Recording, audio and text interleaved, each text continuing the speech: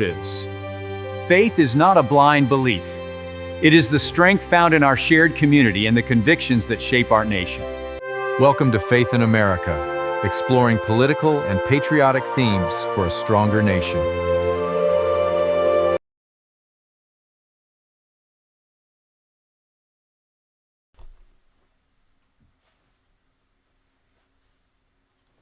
Somalia, corruption and stewardship, truth, fraud, and biblical perspective.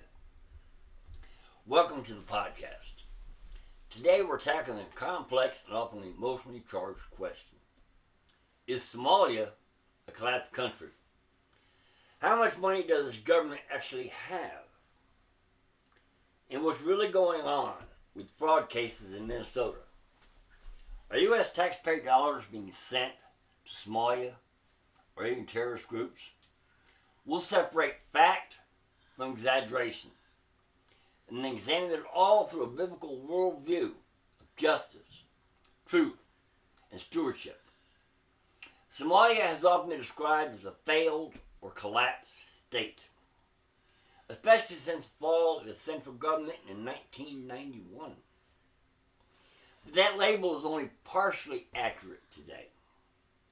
Somalia does have a recognized federal government. It controls parts of the country, especially in the capital of Mogadishu.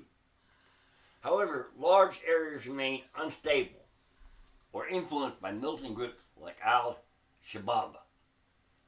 So the truth is, Somalia is not completely collapsed, but it is very fragile, underdeveloped, and still rebuilding. Let's talk about Somalia's government finances. Somalia is one of the poorest countries in the world. Its annual government budget, roughly hundreds of millions of dollars to a few $1 billion. The country relies heavily on foreign aid and international loans. Remittances, money sent from Somalians living abroad. In fact, remittance from the Somali diaspora often exceed the government's own revenue. That means Somalia's economy is not driven primarily by its government, by its people, especially those living overseas. Let's talk about the Minnesota fraud. What's actually proven? Now to the most controversial part. There have been major fraud cases in Minnesota, including COVID food aid fraud, for example, Feeding Our Future, Medicaid and housing program fraud,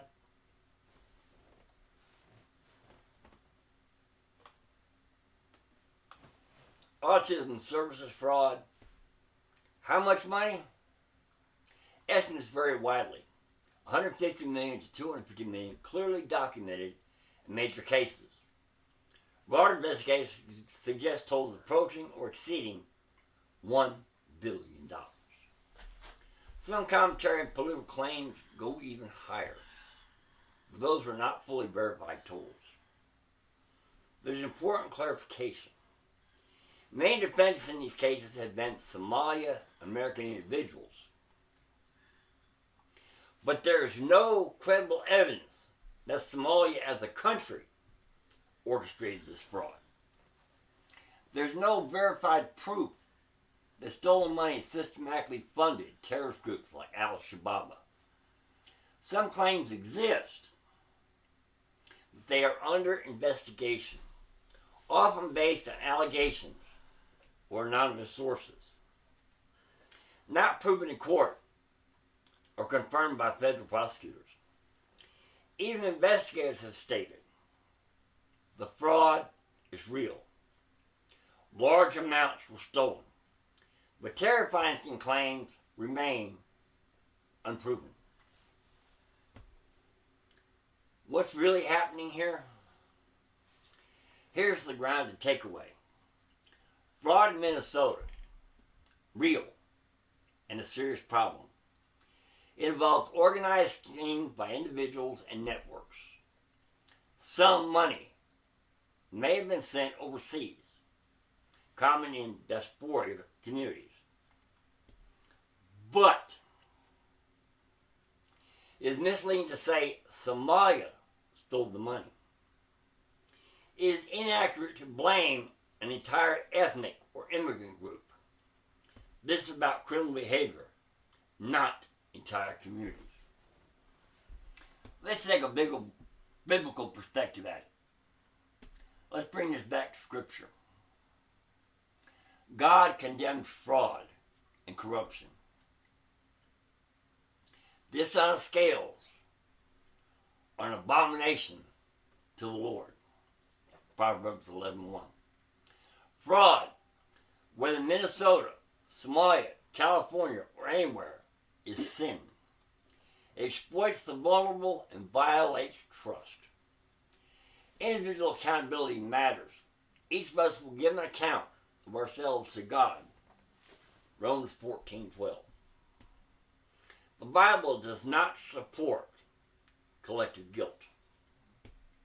We are called to judge actions, not condemn entire people. Stewardship of government resources is so important. It is required to those who have been given a trust that they must prove to be faithful. 1 Corinthians 4:2. Government leaders have responsibility to protect taxpayer money, prevent fraud, and enforce justice. Failure to do so is a stewardship issue. Guarding against false witness. You shall not bear false witness. Exodus 20:16. Spreading unverified claims, especially about entire groups or nations, violates biblical truth. Christians are called to be people of truth, not exaggeration. Justice without discernment. Judge without right judgment. John 7:24.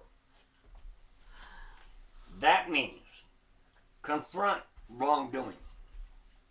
Demand accountability. But avoid bias, fear-driven narratives, or sweeping generalizations. In conclusion, where does this leave us? Somalia is fragile, but not fully collapsed. Its government is poor and dependent on aid. Fraud in Minnesota is real, and it is significant. But claims that Somalia or entire people are responsible, or the funds are definitely fueling terrorism, are not proven. Biblically, we are called to seek the truth. We are called to reject corruption, to practice justice, and avoid false accusations. This has been Somalia, Corruption and Stewardship. Truth through a biblical lens.